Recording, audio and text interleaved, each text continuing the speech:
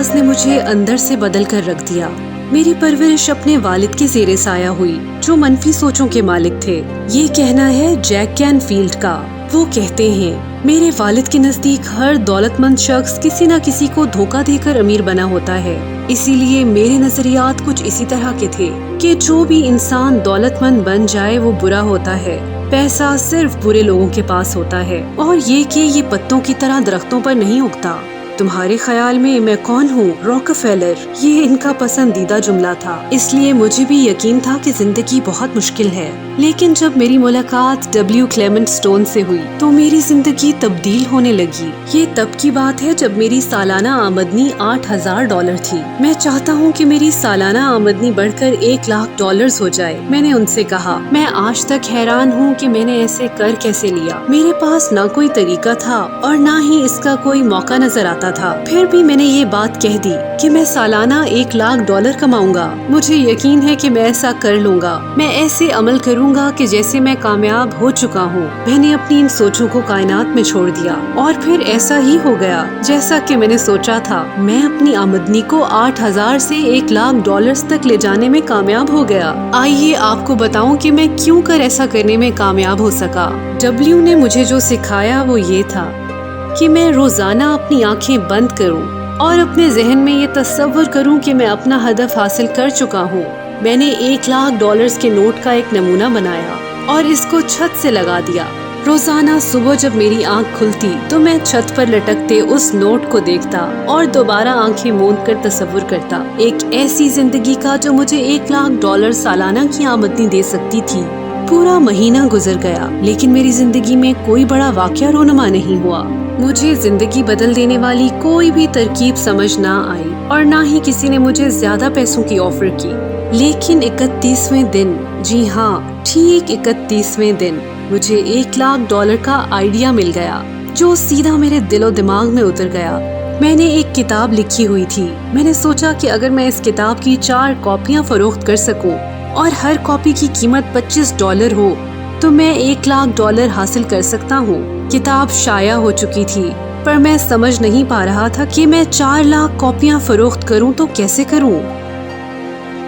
2 رازوں میں سے ایک راز یہی ہے کہ جب آپ کے اندر کوئی تحریک یا سوچ پیدا ہو تو اس پر یقین کے ساتھ عمل کریں۔ میں یہ نہیں جانتا تھا کہ یہ سب کیسے کر پاؤں گا، لیکن میں نے ایک دن سپر مارکیٹ میں نیشنل انکوائررز نامی میگزین دیکھا۔ میں پہلے بھی اس میگزین کو متعدد بار دیکھ چکا تھا، یہ صرف ایک پس منظر تھا۔ اب اچانک یہ میگزین میرے سامنے پیش منظر بن کے ابھرا۔ میں نے سوچا کہ اگر کسی طرح لوگوں کو میری اس کتاب کے بارے میں معلوم پڑ جائے تو 4,00,000 لوگ تو میری کتاب خرید ہی لیں گے۔ تقریباً 1.5 مہینے بعد میں نے نیو یارک کے کالج کے اساتذہ کو ایک لیکچر دیا۔ ایک لیکچر کے بعد ایک خاتون میرے پاس آئی اور اس نے میری اور میرے لیکچر کی بہت پذیرائی کی۔ اس نے مجھے اپنا کارڈ دیا اور کہا کہ وہ میرا انٹرویو کرنا چاہتی ہے۔ وہ خاتون فری لانس جرنلسٹ تھی۔ میں نے اس خاتون کو انٹرویو دیا اور اس انٹرویو کی اشاعت کے بعد میری کتاب کی فروخت میں بہت تیزی آئی۔ میں آپ کو جس پوائنٹ کے بارے میں بتانا چاہتا ہوں وہ یہ ہے کہ ان حالات و واقعات کو میں خود بخود اپنی زندگی میں کھینچ رہا تھا جن میں وہ صحافی خاتون بھی شامل تھی۔ میں نے $92,327 ہی کمائے۔ میں بہت خوش تھا کہ یہ طریقہ شاندار ہے۔ فراوانی کو اپنی طرف کھینچیں، تخیل کی دنیا میں قدم رکھیں، یقین رکھیں جس چیز کو آپ اپنے تصور میں دیکھ سکتے ہیں اسے حقیقی دنیا میں آپ حاصل کر سکتے ہیں۔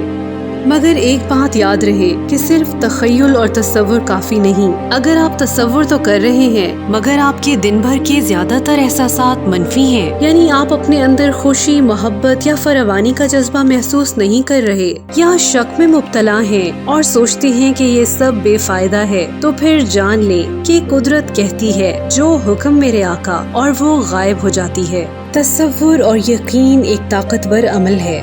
جیک کینفیلڈ کہتے ہیں ہمارا کام کیسے کا سراغ لگانا نہیں، کیسے کا اختیار کائنات کے پاس ہے۔ اس کو ہمیشہ مختصر ترین، تیز ترین اور سب سے ہموار راستے کا علم ہوتا ہے جو آپ سے آپ کے خوابوں تک پہنچتا ہے۔ اگر آپ کائنات کی طرف رجوع کریں تو جو کچھ آپ کو فراہم کیا گیا آپ اس پر حیران رہ جائیں گے۔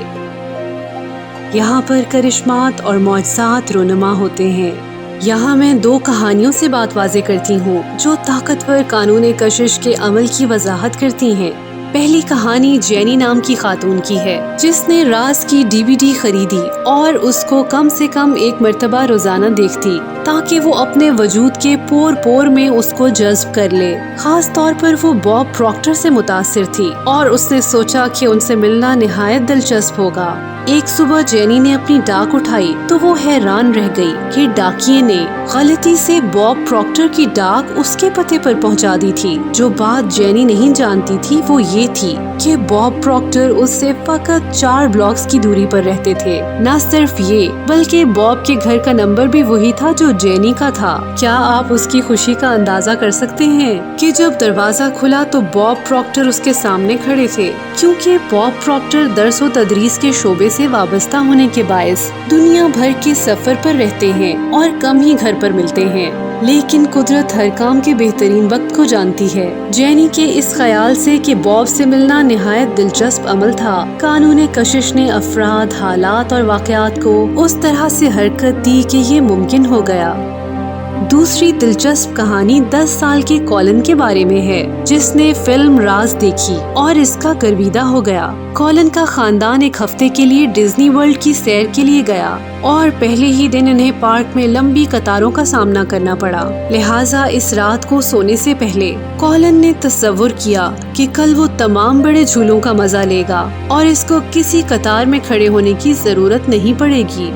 अगली सुबह कॉलिन अपने खानदान के साथ पार्क के गेट पर था। जैसे ही पार्क खुला डिज्नी का एक स्टाफ मेंबर उन तक पहुंचा और पूछा कि क्या वो पार्क में उस दिन के पहले खानदान की हैसियत से दाखिल होना पसंद करेंगे। उन्हें पहले खानदान के तौर पर VIP हैसियत दी गई थी और उनकी हमराही के लिए उन्होंने अपना एक नुमाइंदा दिया और उन्हें पार्क के तमाम बड़े झूलों के लिए मुफ्त पास दिए गए। ये कॉलिन के तस्वुरात से भी बहुत बढ़कर था। सैकड़ों खानदान इस सुबह पार्क में दाखिले का इंतजार कर रहे थे, लेकिन कॉलिन को जरा भर भी शक न था कि उसके खानदान को पहले खानदान के तौर पर क्यों लिया गया। वो जानता था कि ये इसीलिए हुआ क्योंकि इसने राज का इतलाक किया था। सोचिए कि अपने अंदर मौजूद बेपनाह कुव्वतों को हरकत में ला सकने वाले इस राज को 10 साल की उम्र में पा लेना कैसा है। जब भी आप शक पर मबनी ख्यालात को अपने दिमाग में दाखिल होने की इजाजत देते हैं तो कानून कशिश जल्द ही एक के बाद दूसरे मशकूक अनासिर को आपकी जिंदगी में दाखिल करता जाता है।